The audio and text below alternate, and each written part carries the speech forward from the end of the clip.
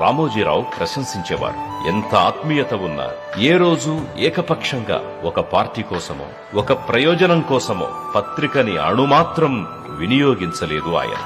అన్ని రాజకీయ పక్షాల ఆలోచనలకు అభిప్రాయాలకు అక్షర వేదిక కల్పించారు. ఒకసారి 2004 నాటి రాజకీయ పరిస్థితుల్ని, ఈనాడు వివిధ పక్షాల వార్తలకిచ్చిన ప్రాముఖ్యాన్ని చూస్తే రామోజీరావు నిష్పక్షపాత నిక్కచ్చితనం ఎవరికైనా అర్థమవుతుంది. ఏ రోజైనా ఏనాడైనా ప్రజలే ఆయనకి ప్రథమం. అందుకే చంద్రబాబు ప్రజల కోసం చేపట్టిన ప్రతి ప్రగతికారక విధానాన్ని, అభ్యుదయ మార్గాన్ని సమర్థించారు రామోజీరావు. ఆయన మన మధ్య లేకపోయినా ఆ కీర్తి, ఆ ఖ్యాతి తెలుగు జాతి ఉన్నంత వరకు అఖండంగా వెలుగుతూనే ఉంటాయి. వారి ఆశయాలు, ఆలోచనలు ఆంధ్రప్రదేశ్ రాష్ట్రాభివృద్ధికి తోడ్పాటునందిస్తున్నాయి.